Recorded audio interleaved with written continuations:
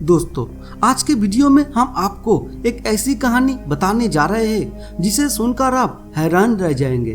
दोस्तों, एक समय की बात है जब मदीना शहर में अब्दुल जब्बार नाम का एक आदमी रहता था और उसने ही ये कहानी अपने सोशल मीडिया पर शेयर की थी। अपनी कहानी में उन्होंने ऐसा कहा है कि मैं अब्दुल जब्बार मदीना शहर में रहता हूँ। मैं और मेरे कुछ दोस्त अपनी जीवन चलाने के लिए मदीना शहर में चोरों का काम करते थे।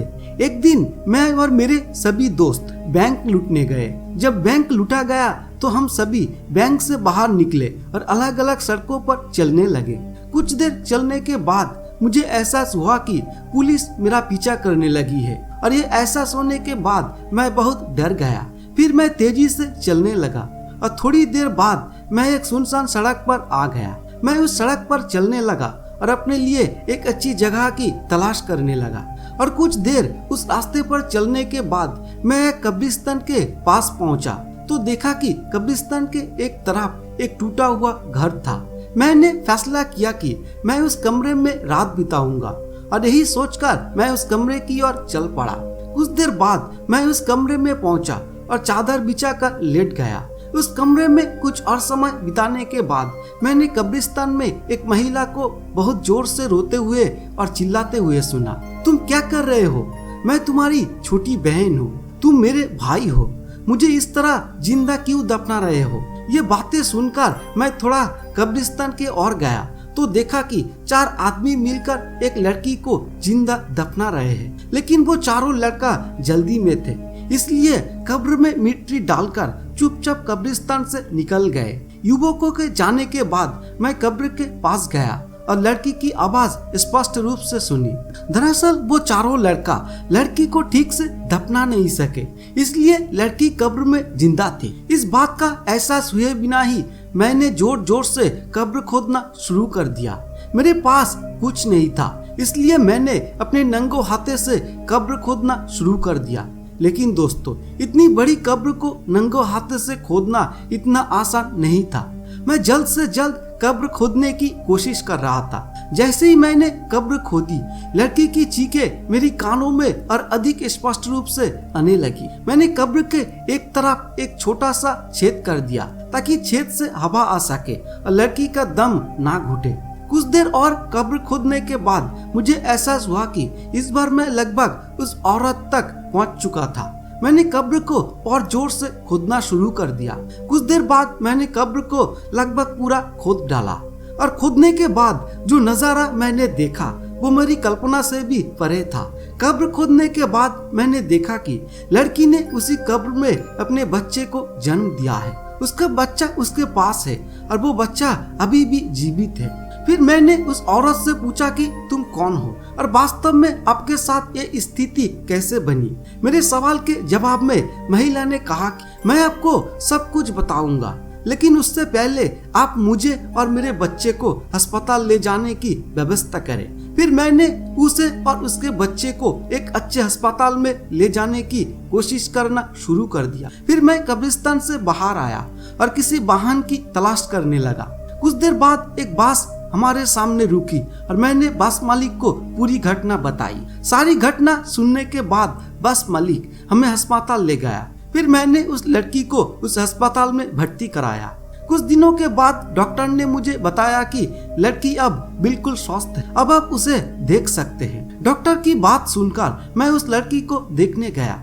मैं उस लड़की के कमरे में दाखिल हुआ और देखा कि वो लड़की अपने बिस्तर पर चुपचाप लेटी हुई थी। मैं धीरे धीरे उसके पास गया और उसकी हरकतें पूछने लगा। कुछ देर बाद मैंने उस महिला से पूछा कि अब तुम सच में अपनी कहानी बताओ। तुम उस दिन उस कब्रिस्तान में क्यों पहुंची? तुम्हारे भाई तुम्हें क्यों दफनाना चाहते थे? मेरे सवाल के जवाब में वो लड़की कहने लगी कि मैं मदीना में रहता हूँ, मेरे पिता के 4 बेटे हैं और मैं उनकी इकलौती बेटी हूँ। मैं बचपन से ही पढ़ाई में बहुत अच्छा था, इसलिए मेरे पिता मुझे अच्छी पढ़ाई कराने की कोशिश करते रहते थे। स्कूल की पढ़ाई पूरी करने के बाद मुझे कॉलेज जाने का मौका मिला। मैं कॉलेज में बहुत अच्छी से पढ़ती थी, लेकिन उसी कॉलेज के एक लड़के से मेरी बहुत अच्छी दोस्त हो गई। हम रोज मिलते थे और काफी देर तक बातें करते थे। एक दिन मेरे घर में कोई नहीं था। मैं पूरे घर में अकेली थी, तो मैंने अपने बॉयफ्रेंड को अपने कमरे में बुलाया। थोड़ी देर बात करने के बाद शैतान हम पर हावी हो जाता है और हम वो काम करते हैं जो हमें नहीं करना चाहिए। इस घटना के फलस्वरूप मैं प्रेग्नेंट हो गई। फिर एक दिन मैंने ये बात अपनी मौसी को बता दी। हालांकि पहले तो वो मुझे नाराज थी, लेकिन मेरी जान बचाने के लिए वो मुझे अपने घर ले गई और मैं वहीं रहने लगा। मैं वहाँ लगभग 9 महीने तक रहा, लेकिन तब तक मेरे भाइयों को मेरे बारे में सब कुछ पता चल गया था। उसके बाद मेरे घर के सभी लोग मुझसे बहुत नाराज हो गए। मेरे भाई अब मुझे अपने घर में नहीं रखना चाहते थे। वो मुझे लेकर सीधे कब्रिस्तान आए और मुझे जिंदा दफनाने लगे। मैं जोर जोर से रोने लगी और उनसे माफी की भीख मांगने लगी, लेकिन उन्होंने मेरी एक भी बात नहीं सुनी। फिर मैं अपने सच्चे दिल से सर्वशक्तिमान अल्लाह से क्षमा मांगने लगा और मैं अपने दिल में शर्त लगाता हूँ कि मैं फिर कभी भी ऐसा काम नहीं करूँगा जो सर्वशक्तिमान अल्लाह मुझे करने की अनुमति नहीं देता है। मेरे भाई मुझे दफन करके चले गए, लेकिन फिर आप अल्लाह के भेजे हुए फरिश्ते की तरह मेरी कब्र पर आए और मेरी और मेरे बच्चे की जान बचाई। मेरे लिए आप अल्लाह द्वारा भेजे गए देवदूत है, जिसने मेरी और मेरी बच्चे की जान बचाई। उस औरत की बातें सुनकर मेरी आंखों में पानी आ गया। मैं सच्चे दिल से अपने सभी बुरे कामों के लिए सर्वशक्तिमान अल्लाह से माफी मांगता हूँ। फिर मैंने मन बना लिया कि मैं इस लड़की से शादी करूँगा और उसके बच्चे का नाम अपने नाम पर रखूंगा। मेरे पास जो चोरी के पैसे थे उनसे मैंने उस औरत का इलाज किया और फिर मैंने चोरी करना बंद कर दिया। मैं अल्लाह से पश्चाताप करता हूँ और फिर अल्लाह के मार्गदर्शन के अनुसार अपने जीवन जीने का फैसला करता हूँ। फिर मैं उस औरत और उसके बच्चे के साथ बहुत खुशी से अपना जिंदगी बिताने लगा। शायद इसी तरह सर्वशक्तिमान ईश्वर मुझे अच्छाई के रास्ते पर लाना चाहते थे। तो दोस्तों, हमारा आज का ये वीडियो यही तक का है। नहीं तो इसके बारे में आपका क्या कहना है वो नीचे कमेंट बॉक्स में कमेंट करके जरूर बताना।